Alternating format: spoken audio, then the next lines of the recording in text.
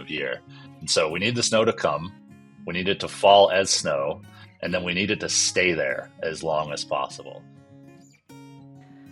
If you live in the Greater Yellowstone Ecosystem or have visited during the winter months, you know just how absolutely magical this place is with a thick blanket of snow.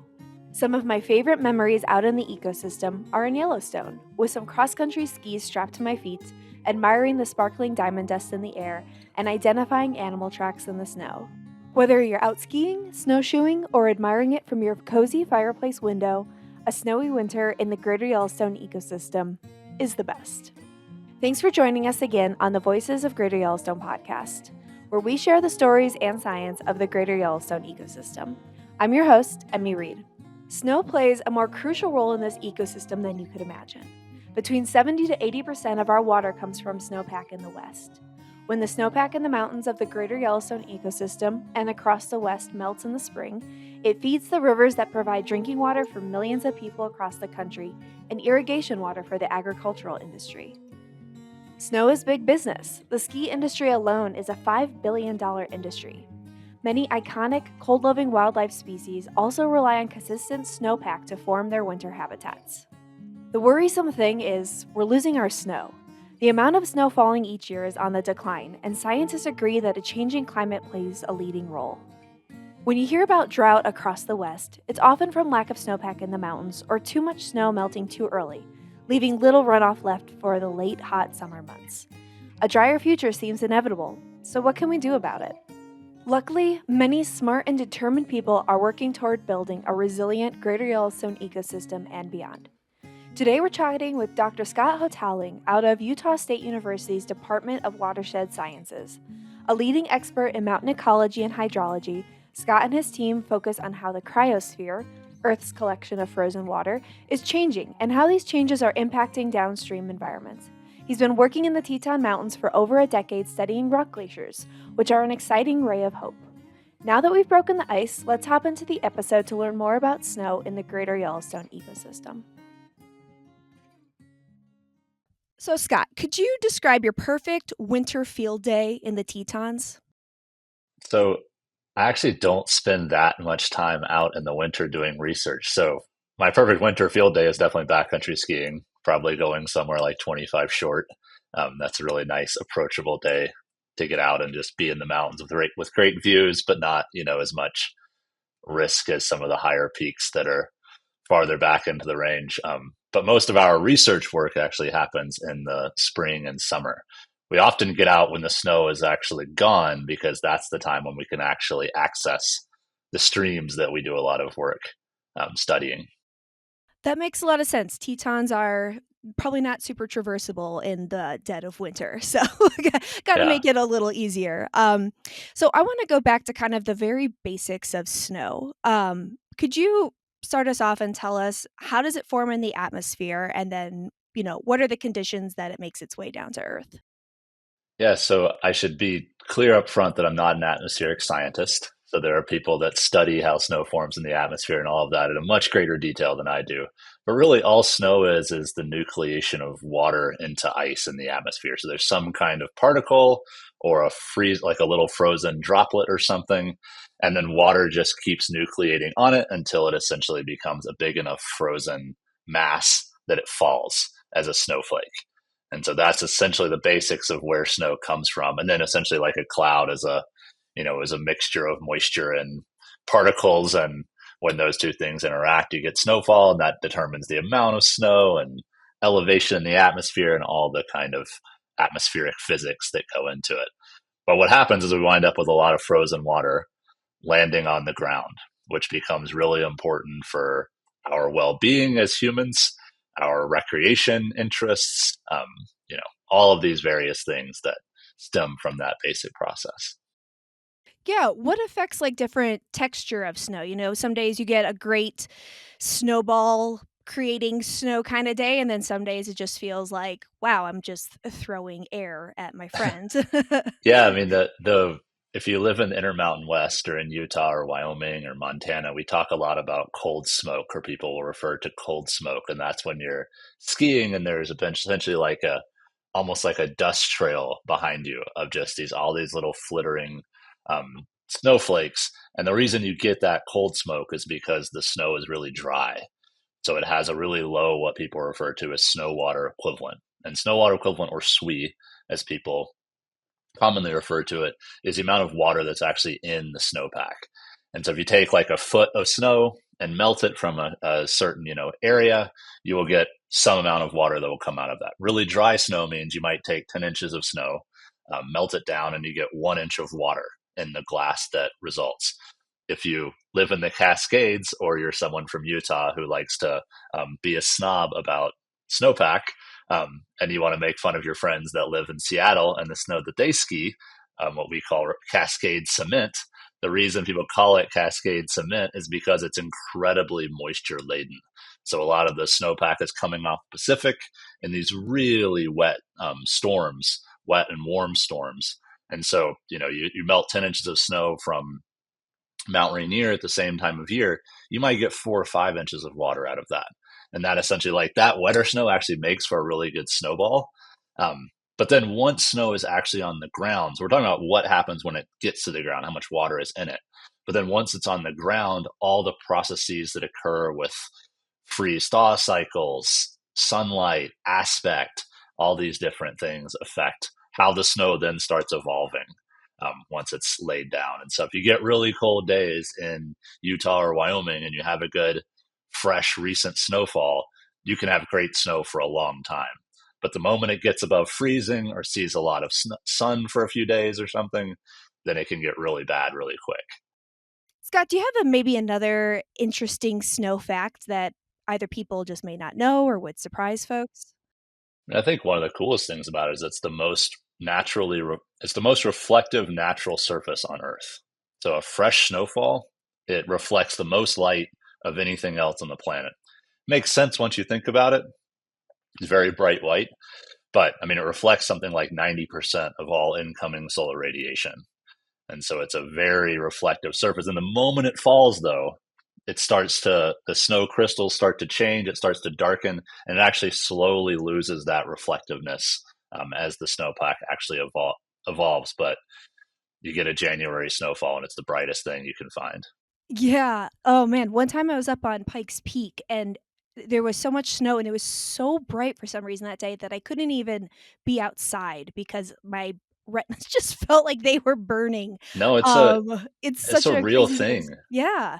So I used to work as a climbing ranger at Mount Rainier in Washington. And when you're like doing mountaineering and thinking about mountain rescue and mountain health and safety, snow blindness, people being out in snowpack for extended periods without sunglasses, I mean, they can genuinely burn your retinas and make it to where you can't see and can become really dangerous. So sunglasses are not only more comfortable, they're essential in these kinds of places. Yeah, that's a good reminder. Good sunglasses and also probably some good sunscreen would help as well. I have a pretty crazy system of like people can't see me on the podcast, but they Google me or go to our YouTube channel, they will see that I'm a quite pale skinned person working in very bright places, and so I have like a hoodie. I have actually sunglasses that have a nose guard. Um, so because I want to minimize as little skin as is exposed. Uh, so I think that's a really critical component of just being safe and happy. If you're going to be out in the mountains a lot.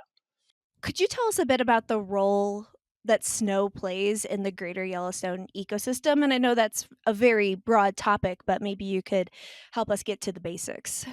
Yeah. So when people talk about like the Western US broadly, I mean, everyone talks about water in the West and how water is going to be the critical thing to the future of Western landscapes and, all these different aspects of how we live our lives in the Western US.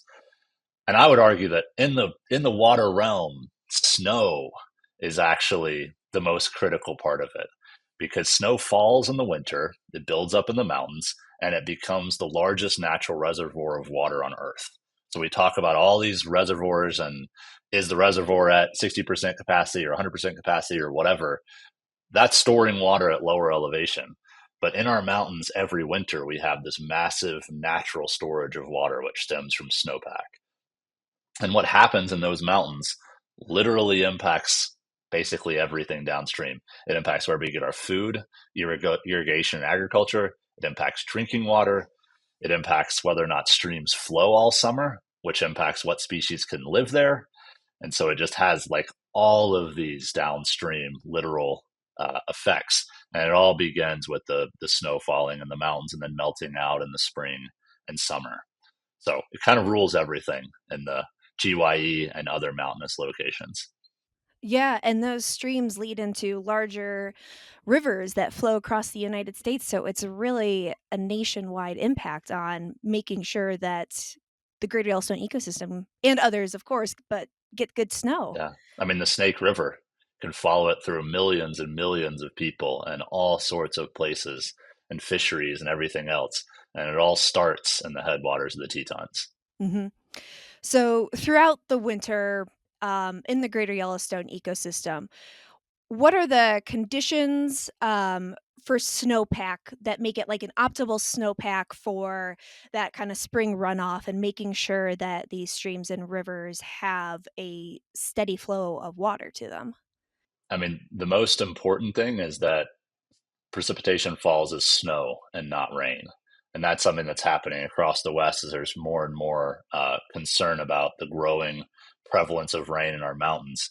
But if it falls as snow, then it builds up on the ground and it stays put. Snow is not very mobile. It takes a lot. It takes energy to melt it, and that energy comes later in the year. So I'd say the most important thing is that the precipitation falls as snow. That it does in fact fall, if you look around the Western US, actually right now, there's a network across the US called the Snow Telemetry Network, SNOTEL. It's maintained by the NRCS organization of the US government. But there are all these different sites. You can compare the current snowpack to the historical for all those sites. And there's a lot of red across the West right now, which means that we're beginning to have a pretty low snowpack for this time of year. And so we need the snow to come.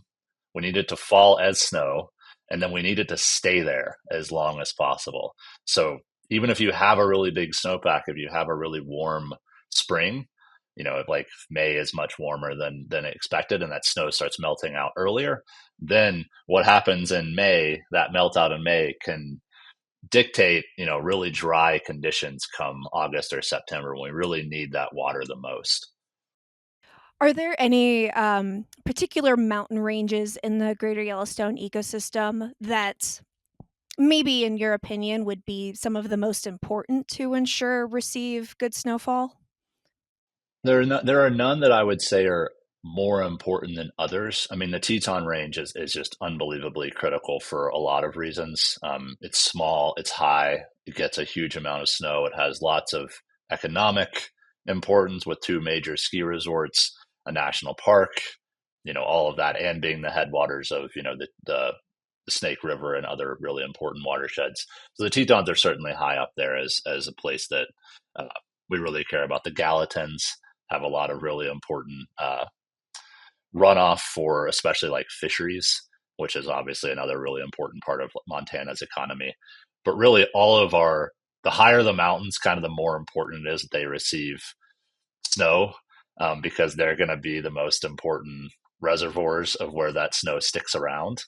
And really, what it comes down to is like if all the snow melts out too early, then we get this period in August and September when we're closing fisheries because it's too warm, or streams stop flowing, or we can't irrigate fields because there's no longer water in the Jackson Lake Reservoir, or all these kind of compounding effects start to happen. So, but every mountain that we can get snow into is important. Yes, that's a great reminder. We need snow everywhere. So, you've been working in the Teton Mountains for over a decade, and one of the aspects of your research is rock glaciers, which I'm really excited to learn more about. So, can you maybe just start us off with what is the difference between maybe what we think of as a regular glacier versus a rock glacier? Yeah, so that's a really good question, and I'm always happy to talk about rock glaciers. If anyone knows me, it's like it's not a matter of if I'm going to talk about rock glaciers; it's a matter of when. So I always talk. I'm the rock glacier evangelist at this point. So the first thing for the audience to understand is that all glaciers, rock glaciers, and the kind of regular surface glaciers that they might be more familiar with, they all are moving bodies of ice. So glaciers move. That's kind of the most basic definition of a glacier, is that it actually moves slowly downhill. They're effectively frozen rivers. And so like like the surface ice glaciers, rock glaciers also move downhill. They're large masses of ice, they flow downhill. But the difference is rock glaciers are covered by a thick layer of debris. And so they look essentially like a big talus field, especially if you're actually walking on it, because it's hard to see from above. The easiest way to tell a rock glacier is to see it from a nearby peak or from a drone or from an airplane or something like that, because they're kind of classic lobe shape, uh, is kind of camouflaged when you're just out in the mountains. And so, but they're super common. They're all over the GYE, and they are really critical to the future of our water resources in the region. And they've been pretty dramatically understudied to this point, which makes them really exciting and interesting from just a basic science perspective. So, as the rock glacier evangelist, what was it that initially drew them to you to study? Yeah, so glaciers all across the West are rapidly receding, and all sorts of permanent snowpack and glaciers and stuff are in kind of steady, really staggering decline. And I joke when I give talks or other interviews that I'm essentially a kind of a professional bummer outer. Like, I just tell people things that are not that pleasant. And so I just have been spending kind of a long time studying the effects of like what happens when a glacier goes away to the downstream aquatic ecosystems, downstream resources, all of that. And so about 2013, probably, I forget exactly how I learned about it, but I learned about rock glaciers. And I realized that they had kind of, for a long time, just been a geological oddity, that people sort of talked about them from a geomorphological standpoint of just how do they form. But people weren't, that group, geologists weren't really thinking about the potential ecological or hydrological implications of having these masses of ice that were essentially overlooked in the mountains. So I got really excited about studying them and learning more about them. And the reason for that is that having debris cover on ice makes that ice, insulates that ice from ambient warming and other atmospheric conditions. Anyone listening could do this experiment in their backyard this winter if they want. Make two piles of snow, put a bunch of gravel on one of the piles of snow, or really anything, put a tarp over it, put anything over it, and then leave one pile of snow exposed and see which one lasts longer when the spring or summer comes. And that's the basic premise of the thermodynamics that drive this idea that rock glaciers are insulated from warming and that they are going to persist on the landscape longer than their surface ice counterparts. And when you think about all the cold water biodiversity in the GYE and various species like pika that need cold conditions to survive, having a cold block of ice that is insulated from warming, that will persist on the landscape longer, provide habitat to pika, provide meltwater to salmon, to other fisheries, bull trout, aquatic insects, all of that becomes really, really important as a potential climate refugia. So that's the underlying focus of our work, but it's expanded since then to think about, you know, how much water is actually locked up in these things and what might that mean for the future of water supply in the region. But it all started with that kind of persistence component of these things. Got it. How do rock glaciers form compared to surface glaciers? Like, how do they get that layer of rock on top of them? Yeah, so they tend to form in pretty narrow little cirques, and that so they kind of form these places where there is a lot of probably natural snowfall, but there's also often a lot of wind deposited snow, because anyone that's taken an avalanche course knows that wind deposition can outweigh straight snowfall by an order of magnitude. And so if you get these buckets, these kind of high mountain cirques that just get filled up by wind deposition, then you get a lot of snow there, or avalanche pass can add snow as well. And then they tend to have some kind of rocky debris fall onto them, whether it's natural, like just a cliff band that's just kind of like sloughing off rocks constantly, or big rockfall events are probably really important. So you get a big snowfall, then you get a rockfall event on top of it, and it becomes like a layer cake that starts to stack up. And so then you get another big snowfall, another rockfall event, and you kind of have these alternating layers. Um, and so often when I'm on a rock glacier, like there's one just, I guess it's just west, I think, of the Grand Teton. So it's over the ridge from what they call the lower saddle if you're trying to climb the Grand Teton in this area called Dartmouth Basin. And I was there in September with a couple of the Grand Teton National Park physical science folks, and we could just hear the rocks just slowly falling onto the rock glacier from all these cliffs around that basin. And it's like, yeah, that is how this works. That is the evolution of a rock glacier happening essentially before our eyes. What is it about the Tetons that make it such an optimal environment for rock glaciers? Yes, I would say the Tetons aren't that optimal, actually. They are, it's definitely suitable. There are plenty of rock glaciers in the Tetons, but there are actually tons of rock glaciers in basically every mountain range in western Colorado all the way to, Washington. And the only thing that really seems to limit the number of rock glaciers that we know about is getting to places like Washington State, where the same places that would normally have a rock glacier just have a big surface glacier instead, because a lot of the same characteristics bode well for surface ice as well. Uh, but in the Tetons and anywhere where rock glaciers form a lot, the mountain range has to be a little bit crumbly. And I'm not a geologist, so I'll refrain from talking about rock types or whatever. But essentially, there has to be some amount of rock fall, and so like there have to be like talus slopes, and places like actually the LaSalle Mountains in southern Utah has some of the biggest rock glaciers I've been around. And it's down in the desert, it's high elevation, but it's down in the desert. And part of I think the reason why the LaSalles are so good for generating these big rock glaciers is that the LaSalles, when you're out climbing in those mountains, they just feel like kind of big rubble piles. And that just bodes well for covering a big snowpack event or an avalanche or something like that with rock. Do you have a rock glacier in the Tetons that's your favorite to study? I mean, this one I just talked about, the one in Dartmouth Basin. So I have been I actually made so I have an entire YouTube video about this that I just posted a couple of weeks ago. And this rock glacier, I've been looking at satellite imagery of the Tetons for a long time, probably since at least 2012, and thinking about rock glaciers. And there are something like 70 to 80 rock glaciers in the Tetons, depending on kind of how you classify them exactly. But there's a lot. And there's one really, really big one that is right in the middle of the mountain range. It's right next to the Grand Teton. It has no trail to it. And it's kind of in the middle of like a place where there's tons of people in the Tetons. It's off Cascade Canyon, uh, but as far as I could tell, I couldn't find anyone that had ever been to it.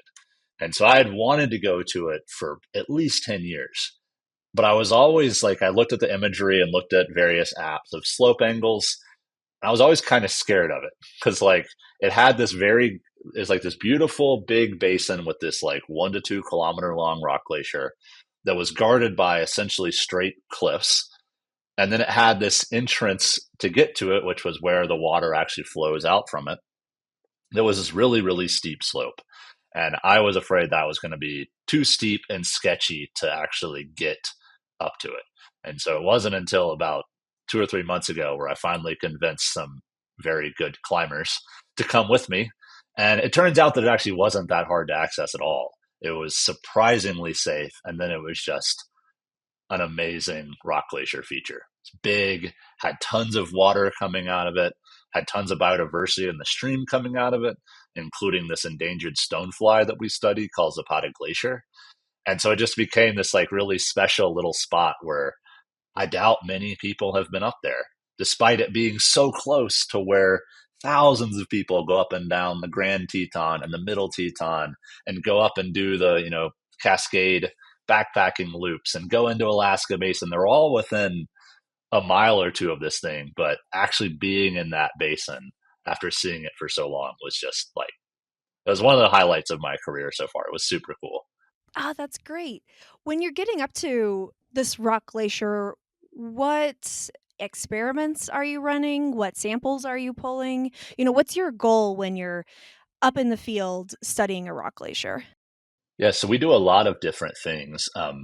It's mostly pretty basic science, and it's more about understanding what's happening in these really hard to reach but very important places than bringing like truly cutting edge technology there. Partially because often these rock glaciers are in wilderness, and so you can't actually use motorized mechanical things. You can't fly drones. You can't do some of the things that would be really useful scientifically because of the protections from the Wilderness Act.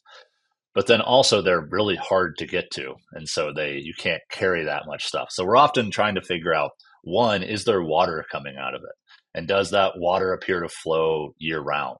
Because that becomes really important for thinking about how that rock glacier will impact downstream water resources and ecosystems.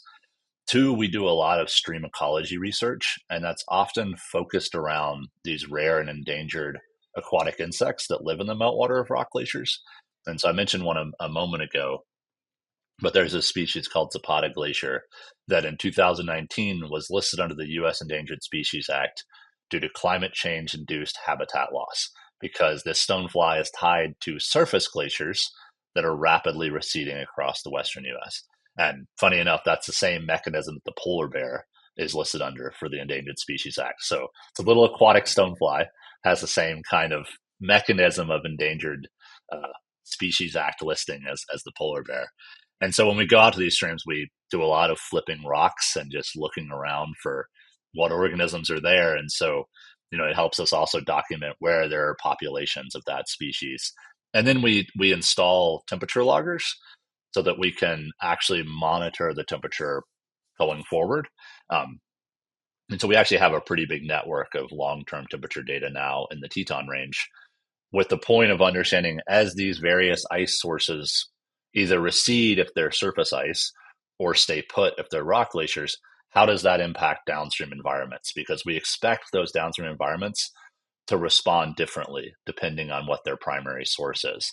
And so we have some of these records, we have hourly temperature data going back to 2015 for some of these streams. So they're becoming these really powerful uh, ways of tracking how the ecosystem is changing, and from those same data we can also tell if the stream dries out. And so if the stream actually stops flowing at some point during the year, because anyone that's listening to this can imagine, if you're an aquatic organism and your stream stops flowing, you're probably not going to do very well. And so the potential for streams starting to go intermittent, which is something we've started to see in the Tetons, that has really big implications for biodiversity, both like fish downstream and then also organisms right up near the ice. Can you tell me a little bit more, maybe just a summary of some of your findings doing this research in the Tetons over the years? Yeah, so we've mostly focused on collecting the data, and I made a pact with my collaborators that we wouldn't dig very far into the conclusions until we had at least 10 years of data collection because I didn't want to oh, it's been 3 low snow years. Let's sound the alarm that all the streams are drying up. Let's make sure we have a good understanding of what's happening before we start making kind of these conclusions that might inform policy decisions and management actions and whatever else. And so in 2025, we actually crossed the 11-year mark. So we now have enough data to start really drawing conclusions from this. And so we've started to do some cursory kind of beginning investigations, mostly focusing on the stream temperature to start because that was sort of simple. Um, what we've seen from that is that the most important thing to the stability of an aquatic ecosystem or a stream in the Tetons in terms of temperature is having some kind of big ice feeding it. So streams that have a rock glacier or a glacier, it doesn't seem to matter. They're both cold and they're both stable at being cold. We were studying one other class of streams fed by what we just consider to be snowpack broadly. And so that's seasonal snowpack. That might be little perennial ice patches that are dotting the landscape, but not big moving ice like glaciers and rock glaciers. And those streams are warming really fast. And so essentially, because they don't have that ice buffer to keep them cold and stable, they are really at the whims of the atmosphere and low snowpack and warm springs and all of that. And so they're warming at like zero point 0.3 to zero point 0.4 degrees Celsius per year, which is unbelievably fast in the kind of stream ecology world. And actually, one of those streams in the Paintbrush Canyon region of the Tetons has actually stopped flowing year round. And so we've been going there and collecting the same data on both the invertebrates living there and the stream temperature since 2015. And around 2020 was the first time we noticed that it had a period where the stream dried up. It went like any water went subsurface. And that period of not flowing has expanded essentially every year since then. And we actually haven't been able to sample any aquatic insects at that stream since 2020 because when we go there to sample, there's no water. And so that's that is becoming kind of one of the first more significant effects of climate change in the Tetons that we've observed during the course of our project. Yeah, I mean, throughout this whole episode, we've been alluding to that there is a snow issue here in the Greater Yellowstone ecosystem and I mean across the West. Even so we're recording this episode in mid-December. I'm in Bozeman, Montana, and there's no snow on the ground. It's very bleak when you see the Christmas lights up and it's been 50 degrees and it feels so wrong. So maybe taking a really high level view, what's going on with our snow? Yeah, so this is one of the things that I am very concerned about. I think we need to be talking way more about snowpack decline in the West and the potential implications of it for everything from water to economies to, yeah, drinking water through tap and all that kind of stuff. Lots of implications. And no matter where you look, whether you're in Bozeman, Montana, or Salt Lake City, Utah, like me, or Seattle or wherever, if you look at the last 50 years of snowpack data, the trend is downward, and it's downward all over the place. And it's not the kind of thing that's like an overnight just the snow disappears. We have bad snow years, and they are getting more and more press, but it's more like a quarter of a percent less year over year for just steadily. And so we're seeing a kind of widespread decline in snowpack, and there's been some data and models that suggest that we're going to start seeing increasingly frequent what people refer to as low to no snow futures or low to no snow years. We have a low to no snow future, and the idea is that we'll start seeing years where we see like 10% of our normal snowpack. And what will that mean for all of the various systems that rely on that snow is a fairly open ended, but really important question. And the reason we're seeing these declines in snowpack is that the atmosphere is warming. And so it's not that we're getting less precipitation in the West. I mean, it certainly varies, and it's very stochastic. But if you just look across the West broadly, we're getting the same amount of precipitation. But because we're a couple degrees warmer versus 50 years ago, we're getting above that line where more of that overall precip is falling as rain, whereas it used to fall as snow. And if precipitation falls as rain in the mountains instead of snow in the winter, it has a bunch of kind of add on implications. One, like we talked about earlier, it doesn't build up in the snowpack. So when rain falls, it runs off. It doesn't stick to what's already there and become a bigger reservoir. It runs downstream, perhaps filling a reservoir that's already too full and not being where we want it to be, which is in the snowpack in the mountains, which is add on versus taking up space. So that's the first problem. The second problem is that rain melts snow. And so when you get rain and water on snow, you can again do this sometime. You can pour a bucket of water on snow in your driveway and you can see what happens. That snow tends to go away. So the rain actually melts some of the snow that it falls on, especially if it's warm when it falls. And then the third thing is that when you get what people call rain on snow events, if it's a big rainstorm, then it acts like rain falling on like a parking lot. All the water hits and it just rushes off.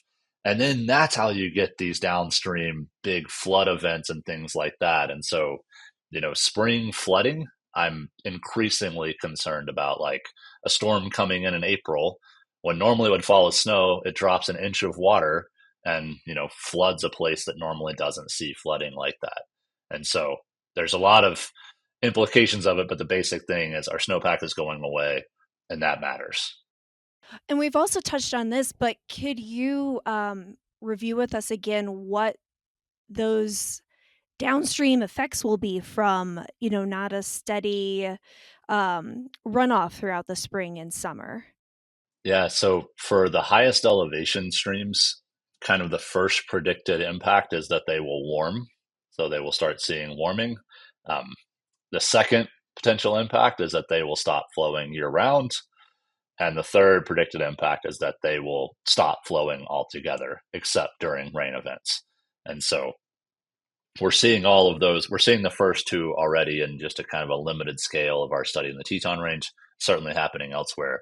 But then beyond just those little headwater tributaries, whatever happens there, if there's no flow in the headwaters of Paintbrush Canyon, that means no flow is also happening at the outlet of Paintbrush Canyon, which means no water is flowing into Jackson Lake, which means Jackson Lake is not filling up, which means all of the irrigation, agriculture, drinking water, all of that, throughout the region, that system becomes more and more stressed as well. So yeah, that's the kind of human agriculture side of it, but then there's also the ecosystem side of it.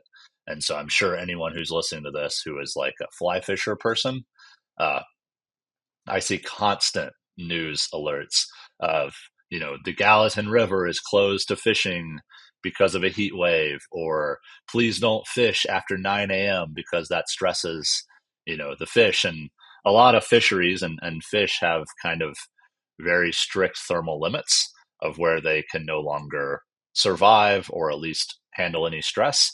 And so the longer we spend above and near those limits, we see more and more effects to the fisheries. And then kind of some of those high alpine aquatic insects that I've been studying, they don't survive when a stream stops flowing or when a stream potentially gets too warm or whatever other effects. And so, it has the potential to really like, or it will. The potential isn't, I shouldn't call it potential. I should call it real transformation that is going to occur in the headwaters of the Western US because of this change in how snowpack is building up. So I think there's a lot of consensus is that we're not going to be able to halt climate change. We can maybe slow it down a bit, but a lot of focus is going towards how do we make the ecosystem resilient to the effects of climate change and in part less snowpack, plus all the other effects that climate change has on the Greater Yellowstone ecosystem and across the country. So, how can the ecosystem, the Greater Yellowstone ecosystem, and just people in general prepare for these these trends, honestly? Yeah, it's a very hard question because as you said, the momentum is already baked in. Like we are going to see these effects for the next 20 or 30 years, no matter what we do or don't do about renewable energy and other, carbon emissions reductions. That does not mean we shouldn't work very hard towards that. We're in an incredible position as a society where, in many ways, the cleanest energy that we can access is solar energy, which is also some of the cheapest energy we can access. Normally, that used to be like, renewables used to be the Whole Foods of energy production. It was good and maybe better for you, but it was going to cost you more. Now it's very much the Costco of energy production. So people should definitely think about that just from a purely economic standpoint.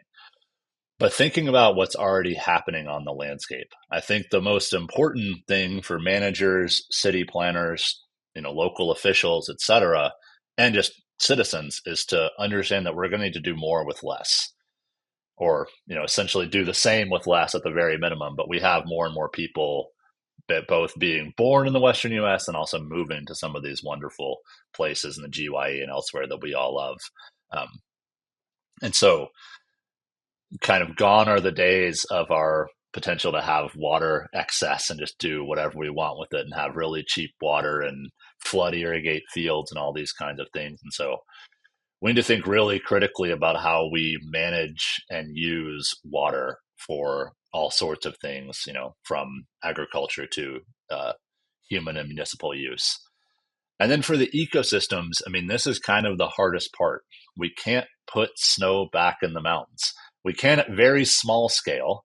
So, ski areas can, make snow, but that's a drop in the bucket and maybe not even what we want to be doing in terms of the energy that's required to do that. Uh, One thing that's getting a lot of attention in the West right now is cloud seeding. And so cloud seeding is actually a type of weather modification that is safe and does actually, the way it basically works is, it's cloud seeding is kind of a bad name for it. It's more cloud enhancing.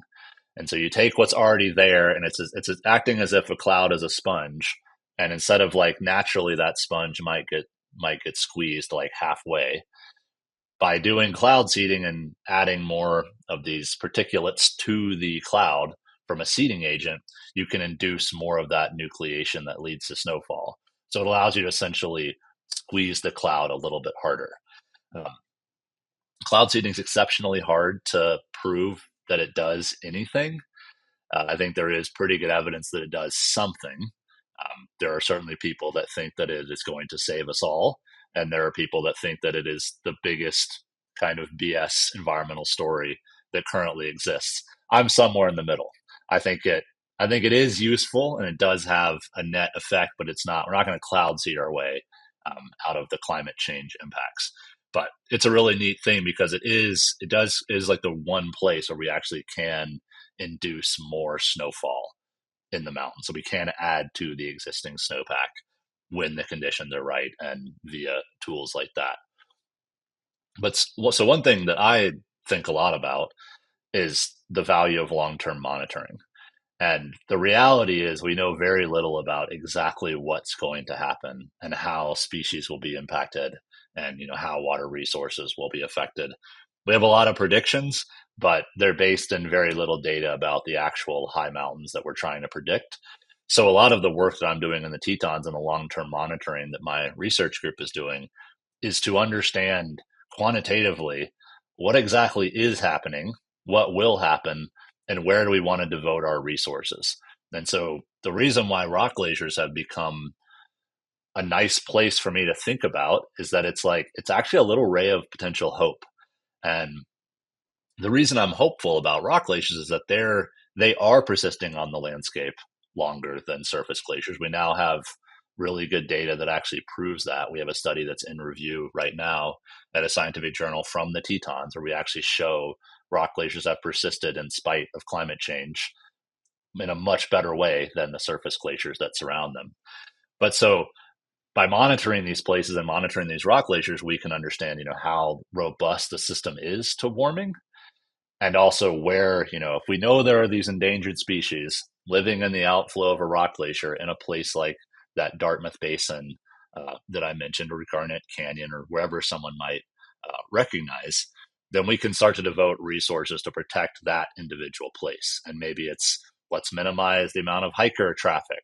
Let's minimize you know, various like backcountry pooping and things that can degrade water quality and really protect a place that's going to be a stronghold of cold water biodiversity, and maybe in favor of trying to protect or limit stuff in a place where the snow is like the ice source is going to be gone in 10 years. And so we don't want to put all these resources, which are already at a minimum, into, making a big impact in a place where it's not going to matter in 10 years. So it's all about like kind of prioritizing where resources can be uh, devoted. So there's Okay. more I can talk about, but I'll stop there. Okay. Um, so I don't believe there's such a thing as a dumb question, but I do believe in silly questions always. You talked about rock glaciers being kind of a ray of hope for you and, maybe some others in your community. Is something like retrofitting surface glaciers with rocks to turn them into rock glaciers, is that just the silliest question you've ever heard? Or is that something where you're like, well, shoot, maybe we do start throwing around some ideas? I mean, if it is silly, you're not alone in the silliness of it. I have been asked that probably a dozen times in the last couple of years. And yeah, I mean, essentially the question is, can we make rock glaciers? Can we engineer other ice to act like rock glaciers? And the answer is yes, but I would say at what cost? Um, because essentially what we would need to do is like have a big snow year or have an existing glacier, like maybe the Teton Glacier above Delta Lake in Grand Teton National Park, and you'd have to like bomb the cliffs around it or something to drop rock onto it, which would be devastating to the ecosystem. It would be really impactful to the landscape, uh, but it would be possible. And if you did that, it would work. I mean, it would actually limit the melting of the ice that is there.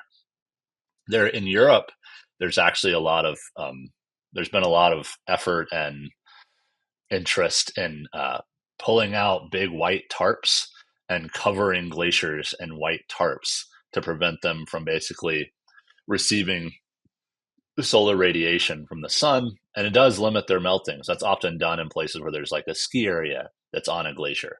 Um, that has its own challenges of like you're putting a big plastic tarp over your water supply.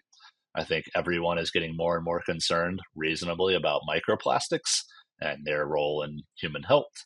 Uh, so that's a potential issue. Also, how in the world would we get a tarp on the Teton Glacier or whatever would be its own challenge.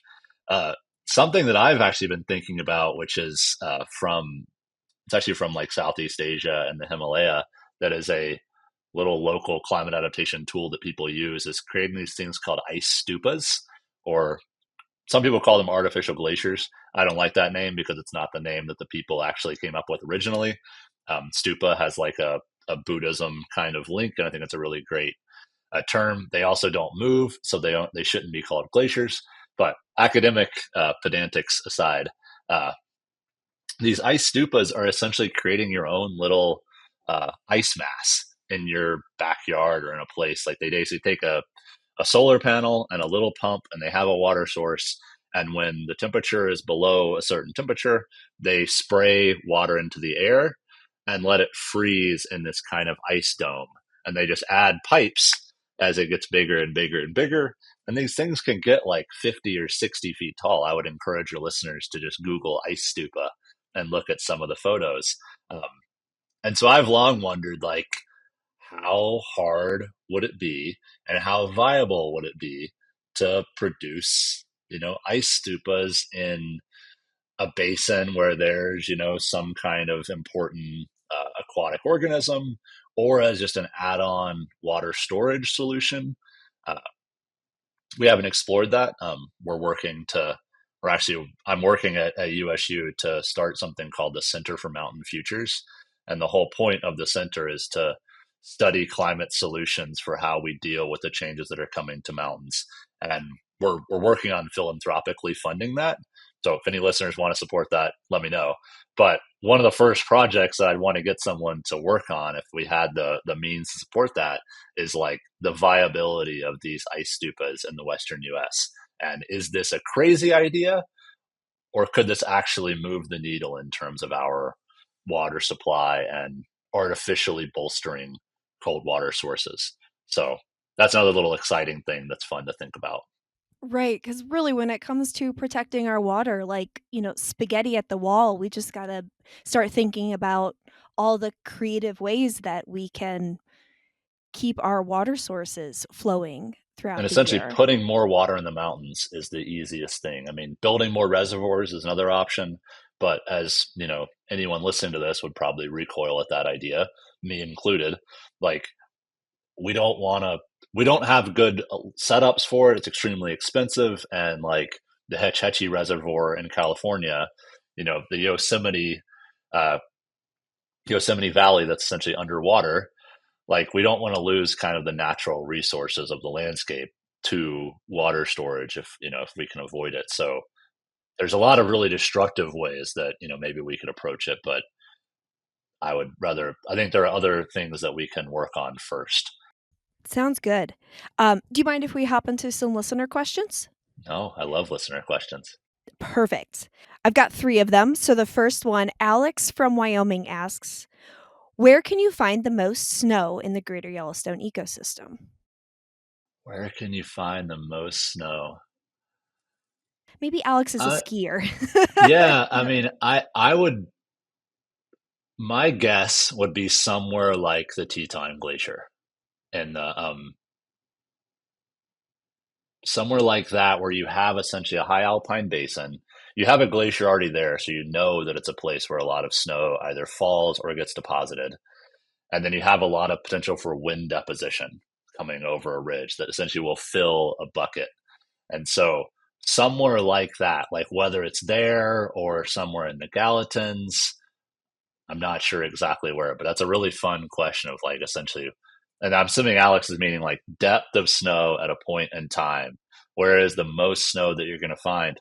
Or conversely, where is the last snow from the previous winter going to still be at the surface, late into the following year? Uh, yeah, that's a neat one. I might have to think more about that. Someone asked me how high does it rain a while back, like anywhere on Earth. I was like, that is an extraordinarily interesting question of like, where does liquid water hit the rain, hit the ground on Earth? Like, where's the highest point of that? So I love when these kinds of things come up.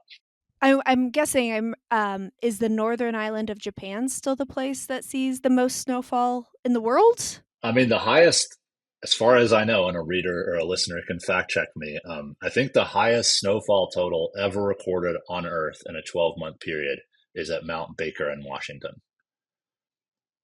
I think it's like 1,280 inches.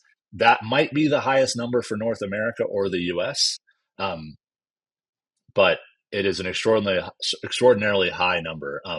The Japan Islands are certainly way up there. Uh, I think I've also there's a really cool article a while back talking about where the most snow falls anywhere on Earth, and there was some discussion of the Patagonia region of Chile as potentially seeing like 2,000 inches of snow a year. Um, but yeah, it's another fun one. I should have like a whole like I should have a list of all these facts Just all the facts just go line just by where I can line. recite them off. So, but thanks, Alex. That's a really good question. Next up, we've got Rachel from Oregon, and her question is there an unexpected animal that really relies on snow? Yeah, so we're gonna go outside the GUIE for this one. Yeah, that's fine. This is the other thing that if anyone ever talks to me, it's like I will talk about rock glitches at some point, and I will also talk about ice worms. So ice worms, they're the largest annelid, they're actually the largest organism on Earth that spends its whole life cycle in snow and ice. They are an annelid worm. They are not that distinct from an earthworm you might find in your backyard, and they live in mountain glaciers. And so in the northwestern region, really closest was Rachel from Oregon. So, so if Rachel goes out to the Sisters, which might be near her home, or goes to Mount Rainier, or goes to Mount Adams, she can go out and find ice worms. And they are, if you're on a glacier at the right time, like in the afternoon in the summer, they can be at like 3 to 500 ice worms per square meter. You can't walk on the glacier without stepping on them. They are black, so they are very obvious. They're about 1 to 2 centimeters long, and they are very unexpected. Like when you see them, it is one of the more shocking displays of biology on the planet that you can find. Oh, that's so cool. If you have any, yeah, photos or video of that, we'll make sure to We include that we in the show notes. I've flooded a few times, but we have a whole YouTube video about ice worms. So if someone wants to go actually see ice worms emerging from a glacier, we have a 4 hour time lapse of them actually coming out to the surface. That's really wild. Or someone recently said that they were, I think, vermophobic, which is the fear of worms. And they said that it was like one of the most unsettling things they'd like ever seen. And I thought, yeah, that makes sense. It would Yes. be. And, like, the time lapse kind of, like, movement back and forth So if is, someone's vermophobic, maybe avoid that maybe time don't check lapse. out the snow worms. And then our final question, we have Emily from Illinois, is asking, and I think this is an interesting question because realized I didn't even know, can glaciers grow again? And I think maybe she's trying to hint at that, like, can they regenerate after melting? Totally. Yeah. So glaciers are they're like kind of a longer term indicator of climate. And so they integrate climate over a longer period than a year. Like snow that falls this winter, it will melt out or not melt out next year. And that snow is essentially a 1 year indicator of what happens in the climate. If it's warmer than usual, snow melts out. If it's really cold, the snow will probably stick around. Glaciers are a decade to century indicator of the same process. When it's consistently cold and snowy, glaciers grow, they extend, they get thicker, they move downhill. When it's consistently drier and warmer, glaciers get smaller. The unfortunate reality is that it has been drier and warmer for a long time. And so glaciers have steadily retreated across the Western US and around the world. But if the climate changed and if the trend reversed, definitely glaciers could get bigger again.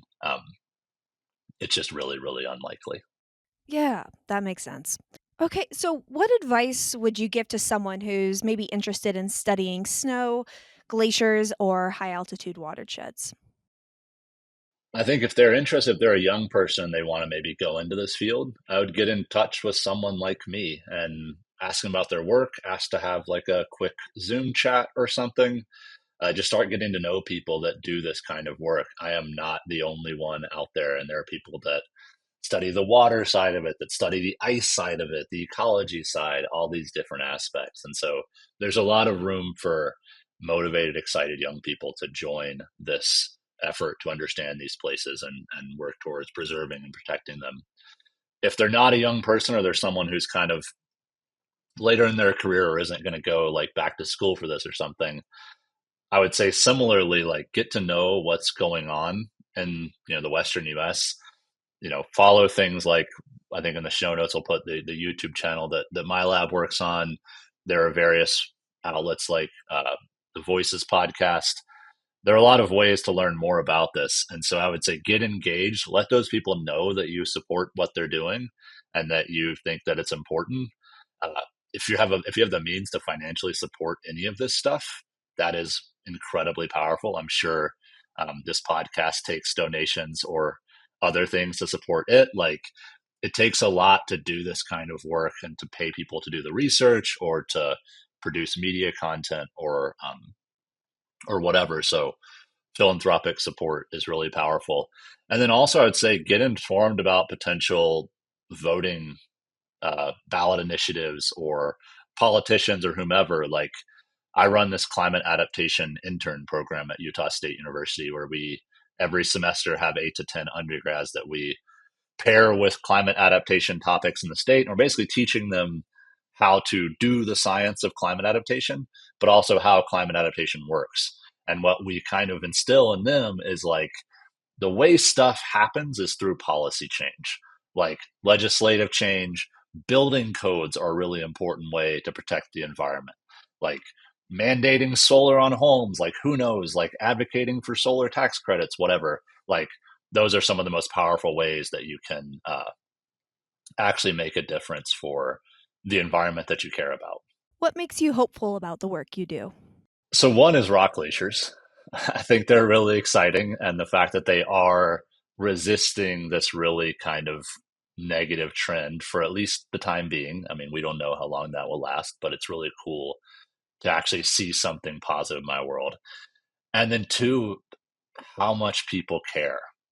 So I talk about mountains a lot, and I have this Center for Mountain Futures, and I have all these things that I'm trying to do around basically building the kind of coalition of science and research and conservation around how we kind of protect mountains going forward.